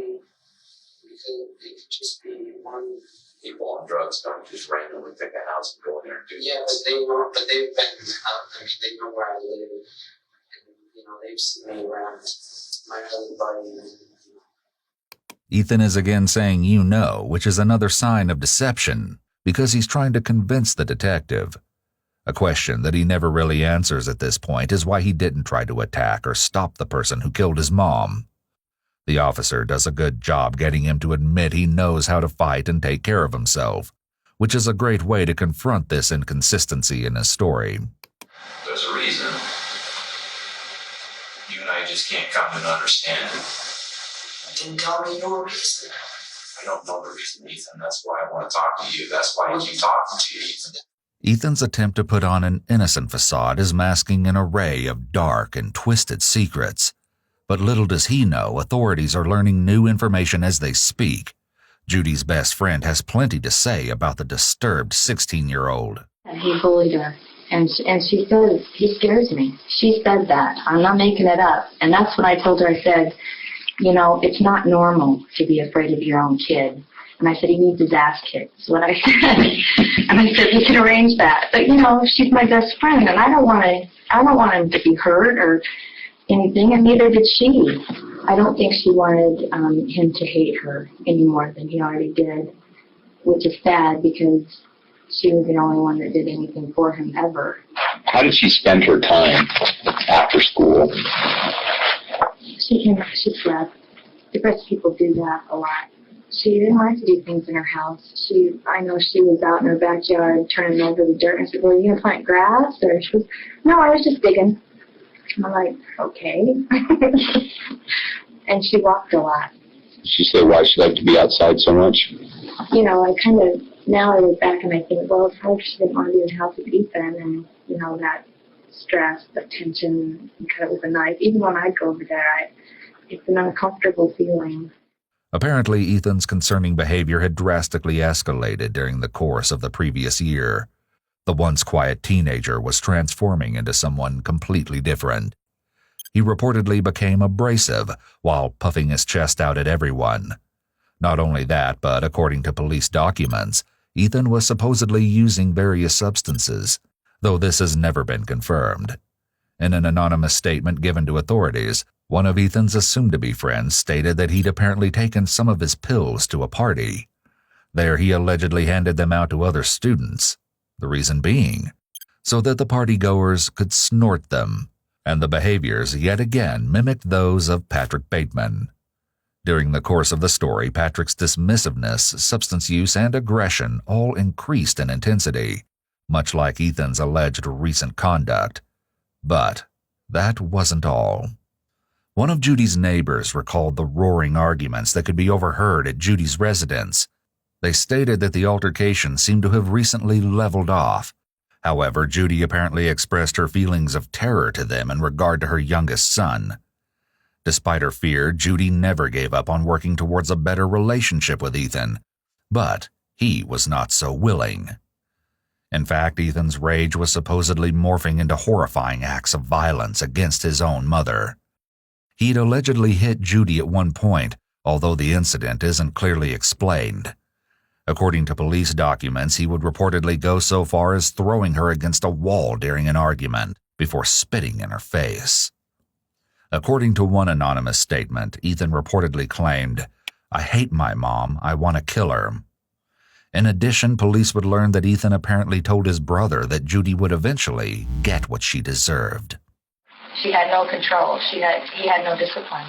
I thought, before I heard the weapon thing earlier that day, I thought, you know, I bet he just snapped. They were arguing or something, and he just snapped and beat the total crap out of her. Judy was living in constant fear, yet she still wanted nothing but the best for her child, and everyone could see that but Ethan. He wouldn't be satisfied until he got exactly what he wanted, even if it meant committing the unthinkable.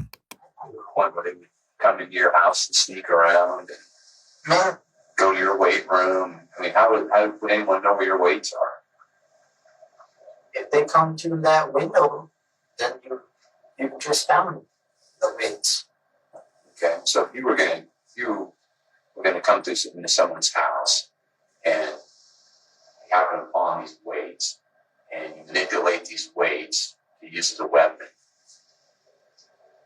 what would make you pick those weights up from the room that you're already in, go into an adjoining room, or not an adjoining room, but another room, and then manipulate those weights in another room before going out into the hallway?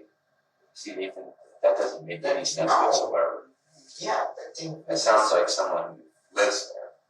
Great big guy like you, big strong guy sitting in a chair in the living room, your small little mother sleeping in her bed, and this guy comes into the house with a weight and manipulates this weight in your room as a weapon, and then comes out of the room. Why would he choose your mother over you? Aren't you the threat to him? I don't know. Aren't you the big guy? Why are you asking me these questions? How am I supposed to think of it in his way? I'm not this guy. Because you're the one who's telling me this. I'm telling you as about as much as I can figure. If you guys have got some other explanation, maybe he didn't. Maybe he changed the weights in that room. Maybe I don't know. I don't know. All I can do is assume. But that's not it. No, I don't think you're assuming. I think you know. And that's why you're But telling I me know. this. Like I That's why know. you would know that if you take the weight up from one room, take it into another room, use the bed so it doesn't make a sound. All I can tell you is I'm speculating. Man, Some guy's going to come in and rob you, who's going to, already has a knife, is going to take the time to manipulate a weight, and now he has a weight and a knife. what happens if you don't stand the person in the right spot? They don't die. That's right. They make noise. Man, I'm only speculating. Okay, what are you guys doing? See, I could just say the same thing about you. You know, everything you're telling me. How do I know you didn't do this? Because I can tell you where I was at. So, and it wasn't a sure house. Ethan begins another attempt at deflection, but the detective doesn't play his game. Instead, he questions Ethan about a most unsettling topic. My question for you is, a guy who studies these psychology books that you have, Yeah. and these crime scene evidence books that you have, and all these videos. What crime scene evidence books? Crime scene investigation books in your room, What crime scene investigation books? and the videos that you have, No, what crime scene investigation books? the one that's in your room. I got one forensic book that I've never read. You want to know who gave that to my grandparents? I never read that. All right, it's still in your room. Okay. Okay. You have these psychology books. You have all these videos on serial killers. You have all these books on serial killers. I have all these books.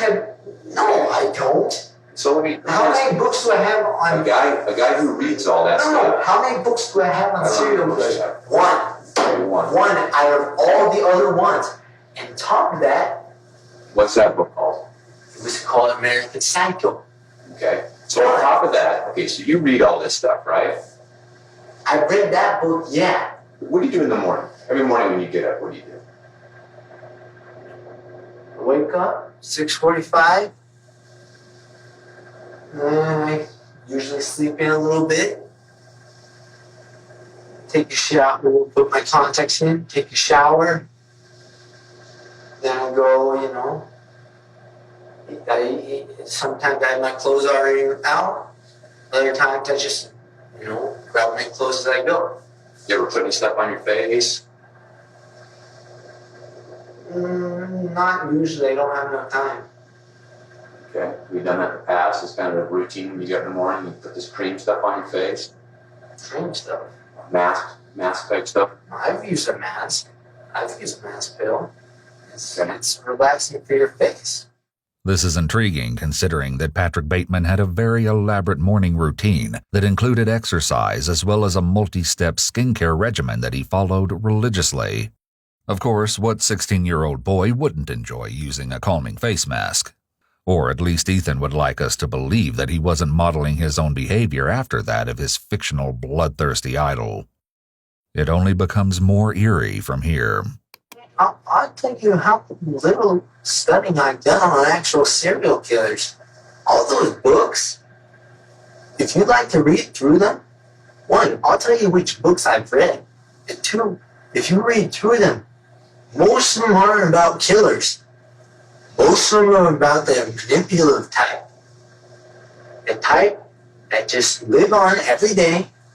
They're everyday citizens. Don't get into big trouble. Okay, which books are these? Which books are these? The Psychopath books. Okay. By Robert D. Hare. Is there a series of them? He's the one that actually created the PCLR. It's the psychopathy checklist. It's ironic that Ethan talks so much about how most of the books he reads are about manipulative people, and he starts to describe himself. He's been playing semantics and going down rabbit holes to avoid talking about the real issue, which is who killed his mother. Even at this point, Ethan is still trying to manipulate the officer and trying to take control of where this is going. However, the officer does a good job staying focused. Ethan's fascination with the criminal mind was of particular notice to his teachers. During one class, Ethan apparently expressed to his fellow students that he was having thoughts of killing. Chillingly, he went on, supposedly claiming that there would be times when the thought was so overwhelming that he was unable to sleep. Ethan reportedly mentioned that he doesn't feel love or any emotion for that matter, and allegedly confided in 2 separate anonymous sources that he wanted to be a psychopath and a famous serial killer. In addition, he apparently spoke with one of his classmates, reportedly stating something along the lines of ripping her head off before supposedly laughing in her face. American Psycho doesn't even have to do with real psychos. You know how false that is from how actual psychopaths are? I don't know. I've never been on that side. That guy is he's so perfect and so well-mannered that it's impossible. Most psychopaths are impulsive. They don't respond well to irritability. This guy's too nice and acts good around people, and he's not as manipulative as an actual psychopath is. It's just a book. It was almost as if he wanted to be exactly like Patrick Bateman. Ethan supposedly began to dress in business suits while carrying a briefcase, just as the fictional character does. But most perplexing was his shift in behavior, as his cold and callous demeanor was something that he wore almost as a badge of honor. And she would be, in tears and say that, that they had an altercation. Generally, it seemed like it was he'd want friends over, and she wouldn't allow it, and just normal stuff that I think that he could push her around and get away with it. I never had any problems like that. A week or so ago, he had kind of a blowout with and they've always got along all right, but that was the first time I was aware of seeing it firsthand that, he exploded and she was like, get him out of here, take him home. And he said he was homicidal more than once. He had an altercation at school where he was brought to the juvenile detention for hitting a kid or pushing a kid or something. And that's still pending. At that time, he had said something like, well, I'll just act psychotic and I'll put me in a mountain. And so, more than once he's threatened or made comment about being committed. According to police documents, Ethan apparently wished to be committed to a mental institution, but his request was never granted. Although it is unclear if he truly believed that he needed help. She called me up frantic and said, you're going to have to come and get Ethan because I can't handle him. I'm afraid. I thought she should be overdramatic. She's like, I'm afraid he's going to kill me in my sleep. Despite Judy's fear, it seemed like no one was listening. However, the shocking information that Ethan is about to divulge will undeniably prove that she had good reason to live in constant fear. You're a psychopath? 20? Man, as a psychopath, I'd be truly impulsive. I don't get into fights often. I'm not having promiscuous sex. And on top of that, you can't diagnose someone under the age of 18 as a psychopath. Is there anything else you want to tell me, Ethan? Anything you want to talk about? Like what? I'm asking you because I'm getting ready to walk out of here. So I'm giving you the opportunity to do anything you want to ask me about today. I do have to defecate. I'll arrange for you to go to the restroom here in a second. Okay? No, wait. Okay, so what happened? Okay, how long will I be more in here? Ethan, I'll be honest with you, okay? You and your mother were in that home, okay? I already know what you guys' opinion is. And only you and your mother. I already know what you guys' opinion is. I'm just asking you. I didn't ask what your opinion was. I already know what it is. What are you asking? How long am I going to be here? And then where am I going from here? Not much longer. Not much longer. I'll decide where you're going to go from here. Huh? And I'll decide where you're going to go from here. Where's that? Okay. Well, it's either going to be jail or out. I think you're going to jail. Okay? Do I get my own cell? You're not going to juvenile detention either. No, do I get my own cell? I don't know. I don't run the jail. Why do you need your own cell? Well, no, I just like to be more alone than have to share it with some Yeah, I could actually get them sleep. I don't have my contacts case either. Ethan doesn't seem to understand the magnitude of the harrowing situation at hand. His own mother is dead, but he simply doesn't care. I've been nice, but, I could be mean too. There's no one's being mean. You don't have to be mean. No, I don't. Where does that get you? But why are you? Why am I being mean? How am I being mean? If I send you to jail? No, Killing your I mother? didn't say. No, for even just accusing me of that. Then telling me that I do these things. Then telling me I'm a liar. And then also, you're telling bud. I can tell when people are mad. Tom tells a big thing. Trust me, it's not personal. All right? You killed your mother. You'll stand Keep up. telling me that. Tell me the truth, and I can arrange for you to get your own cell. That I can promise you. There is a law in a few states that is called the Hope of Benefit Clause. Basically, it says that a confession is inadmissible if it was induced by the remotest fear of injury. This is very rare, and it usually involves a statement made after the person is threatened to be physically harmed, or promised that they would receive a lesser sentence if they confess. In this case, Ethan asked for a private cell, and the officer said he would see what he could do. The officer also said, "Tell me the truth and I will give you the cell." However, it's important to remember that the Supreme Court has said that police can lie to suspects, and the officer could be lying. In this case, though, it's not coercion because Ethan said he would tell the truth if he got his own cell, and the officer knows that this is a juvenile case and, because of the charges, would get his own cell anyway. Sure, I guess I did. I guess I did or I didn't. Yeah, you did. How did you do it? A whack in the head. Okay, how'd you whack her in the head? Easily. Okay, how easy was it? Alright, That's how easy it was. okay, tell me about it. What do you want to know? Start from what started it? I was up at night. I've been having muscle twitches. I tried to calm myself down. It was just a calling. It was a growing inside me.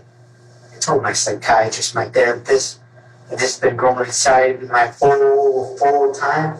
Hey, listen. Child, that's how it happened. It's a growing inside of me. What's growing inside of you, Ethan? Killing. A killing? A need for killing. This is almost a direct quote from Patrick Bateman. "It's growing inside of me, the need for killing." And that fostered into you last night with pains in your body? I don't know what happened. I don't know what it was. The pain in my body, I don't even know what the hell those were. They weren't even pain, they were just funny aches. Made me off balance. Okay, so what happened last night? Tell me. Because I slept late. Couldn't sleep nothing. It just happened from there. Mom do something to you to make you mad? Nope. So you whacked her with the weights where? In the head. How many times? I didn't count. Approximately. Guess. I don't remember. She kept making, it was either she was making noise or her brains was making noise. Like what kind of noise? Is a noise. A hissing sound? Kind of a hissing sound. I'm pretty sure it was the freaking brain. Or it's kind of, kind of thing. Okay. Gurgling? Kind of like that, A gurgling and a hissing sound? Yeah. Okay. As you hit her with the weights? No. How hard did you hit her? Real hard? She used just both hands. Both hands on the end of the dumbbell? Yeah. Okay. And you don't know how many times? Just real hard? Yeah, I just whacked her. Yeah. Thought I ended her in one shot to the side of the head. But I wasn't sure if she was going to scream or not. Okay. One wasn't good enough? I guess not, because I wasn't sure if she was going to scream or not. I couldn't tell if she was alive or not. Making noises? Sadly, Judy's worst fear came true, and worse. Ethan doesn't seem to have the least bit of remorse. In fact, it seems that he may have been planning the sickening act all along. Throughout the confessions, he's coming across as arrogant, defiant, and confrontational. But what he's not showing is emotion. Instead, it seems like he's telling this officer that he doesn't care at all, and in fact, he's proud of what he did. Then I stabbed her. With what? A knife. What knife? Knife. Charlie, you give me something extra? I tell you where it is? What else can I give you, man? You want me to stand before... What, man? What else can I give you? I'm giving you your own cell, man. Do I... So I'm I'll have gonna my boss call over there as soon as we're done here and make an arrangement for you to have your own cell. Alright, and do I have to... So I'm gonna have to go to court. Is this true? Yeah, you don't have to go to court. That's part of the system. Charlie, I'm not already guilty? Well, you still have to go to court and say whether you're guilty or not. I mean, come on, dude, you know. Do I get some... Wait. Wait. I don't have no things. I ain't got no shavers. I don't have my deodorants. Or nothing. We can get just personal body hygiene stuff. Yeah, my personal body hygiene. Your personal stuff? Can you do that?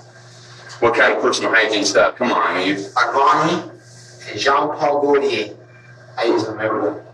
Ethan was fantasizing about killing someone for quite some time.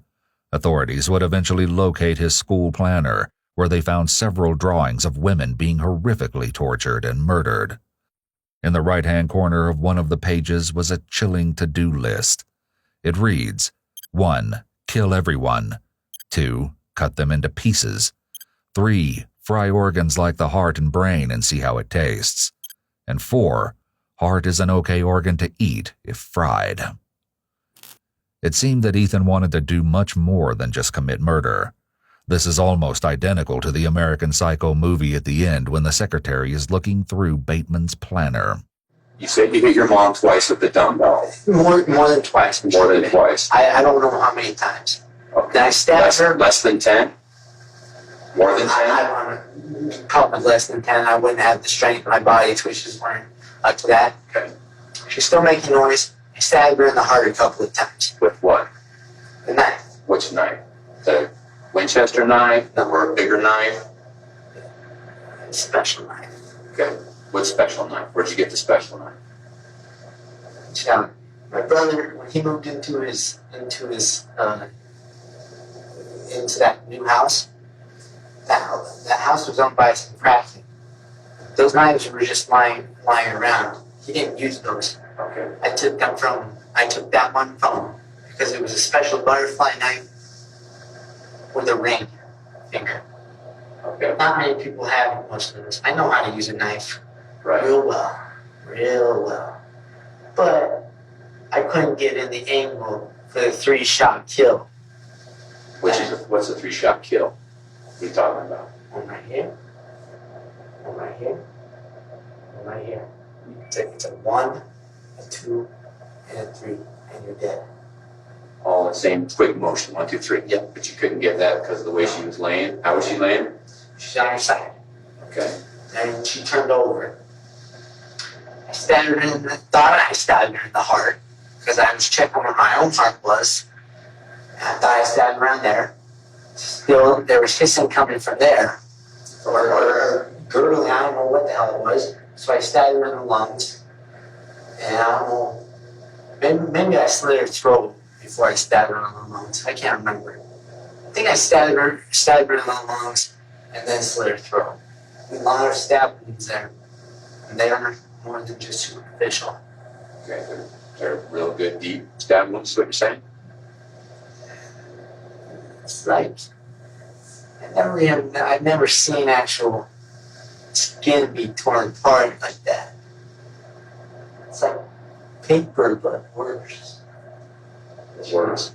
Yeah. It's, clay kind of thing, you spread it apart.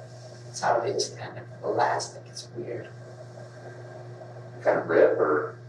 Oh, no, I just went right in there. It just got through there. No problem. No, pretty sharp butter knife. Oh, Or butter fly knife. this thing is This thing was a monster. I had the glove over her mouth the whole time. Or what I thought was her mouth. What glove? A plain one. Not sure if you split her throat? I thought I did, but I wasn't sure, you know. I tried to make the motion. It's harder than it looks. Okay. Did you do anything else after that? I think I whacked her once more time. What's a dumbbell? Yeah. How does the Winchester knife come into it? It's just a ruse almost. Okay.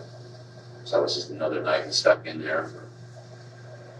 Okay. Where's the butterfly knife? Very close by. Very, very close by. So you know, on your pass, there's another pass by the mall. Okay. There's a bridge that goes. I tried to hook it over a little fence. It didn't even make it over there. Unfortunately, the butterfly knife used in the gruesome murder would never be found. What'd you do with your clothes? What clothes? Clothes you were wearing when you did this. They're still on. Was it the same clothes? Yeah. How'd you get the blood off you? There wasn't no blood. No blood at all on you? Charlie, all got all over my arms. On your gloves? Yeah. I made sure it didn't get all over. I mean, though there was some splatters, I got lucky. What'd you do afterwards? Afterwards, what? After you stabbed her and cleaned up? Cleaned myself up. Put the blanket over. Stuff over. Fed the dog, cats. Gave them their water. Put them in that room. Put the candle in there. Didn't find no money. She usually keeps in her purse. I couldn't find that for her. So, I just grabbed as many energy drinks I could, grabbed some of my medicine. Just got it all booted up. Mom. Strangely, Ethan also scattered cat and dog food on Judy's bedroom floor before making his way to his father's house. Ethan murdered his mother in the late night hours of Wednesday, January 24th, but he wouldn't arrive at his father's house until early the next day. How do you feel about what you did, Ethan? Nothing. You don't feel nothing about it? No. Feel good about it? I feel good about it. I told you, I don't feel nothing. I don't regret nothing. I already knew it was going to end this way. I had my guy send him a letter. I didn't know what the letter said. I was supposed to be with him next week, Friday. Funny thing is, though, he's the psychiatrist at the jail. Okay. No, it's fair, huh? It's pretty funny, huh? Kind of ironic. Yeah, it's pretty funny, huh? I already told him I've been having, these thoughts been always there. 8th grade, always there. Always there, just growing inside. Just growing. Since 8th grade. Yeah. That's how it's always been. That's just life. I continue to ask him, can you give me something for impulses? Ritalin, you could give me some Ritalin. Too little, too late, Why your mom? Closest person. I was thinking of going downtown and stabbing a couple of bums too. They're worthless bums. You know what? They live on the street. Make up all these excuses for why they can't work. That shit. This is another American Psycho movie reference. I thought of going downtown to stab a couple bums. The interrogation has revealed countless ways that Ethan is trying to be the same as Bateman. In the movie, Bateman kills without provocation and purpose. Ethan said that he wasn't provoked by and did not have a specific purpose for killing his mother. Throughout the movie, Bateman tells people of his homicidal thoughts, and Ethan shared his homicidal thoughts with many people as well. Bateman tells people in the movie that he is insane, and Ethan told friends and students he was a psychopath. Bateman states that something horrible is happening inside him and that he cannot explain it, and Ethan made eerily similar statements about something growing inside him and having feelings he cannot explain. After killing, Bateman changes the answering machine to reflect the victim being out of town. After killing, Ethan does the same thing to their answering machine. It's unclear if Ethan even knows which parts of himself are real and which are just trying to copy a fictional character. Mom was the closest. Yeah, she was there. I was just gonna leave, but she woke up and heard me leaving because she wakes up quite easily. Then that would have been left with some plans. So, besides, I was gonna go kill a couple of bums anyway. Why not add to the list? What, so she woke up and you were getting ready to leave? No. No, she was asleep. Or she would have woke up, so you're saying. Yeah, probably. Got ready to leave, so. Probably. She probably would have woke up. I was thinking about that, and I was like, well, you know. Is this all after you're done watching TV? No, I was trying to go to sleep. In bed trying to sleep or on a chair trying to sleep? In bed. You don't feel bad about what you did at all? You're okay with it? Buddy, there's things in life that a lot of people don't understand. I wasn't meant to be born. I shouldn't have. I shouldn't have even been around. I should have been in a hospital most of my life. Or at least a large part of it. For how screwed up I was. It's just called luck. That's just how it is. You know, all this God, this faith thing. Ain't there. Ain't there. You either get lucky, or you don't. And get lucky. Following the unbelievably shocking and callous confession, Ethan is placed under arrest and taken to jail. Consistent with what we've seen so far, in no way does he even show 1 ounce of regret for his monstrous actions. After taking a closer look into Ethan's home, a mountain of evidence was uncovered. In Ethan's bedroom were 2 toy figures, one of a man holding a chainsaw and a shotgun, while the second was none other than a replica of Patrick Bateman. They also discovered a rolled-up dollar bill with white residue next to his computer. In addition, they also found a blue American body armor ballistic vest in the living room. According to one of the reporting officers, he noted that from his training and experience, it's common behavior amongst many previous school shooters to have owned a vest of this type, while also murdering one or both parents. This discovery led authorities to believe that Ethan may have also been planning a school shooting. Not only that, but investigators located the many films and books that Ethan grew to love.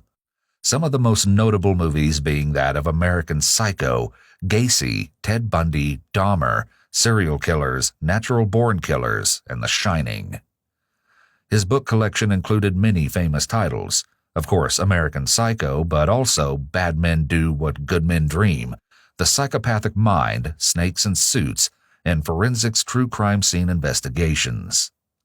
It's clear that American Psycho made the biggest impact on Ethan, and in the end, police shockingly found 25 different ways in which Ethan imitated the character Patrick Bateman.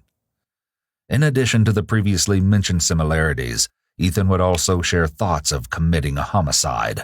He would regularly control Judy. He idolized material possessions such as high-brand cologne and body wash.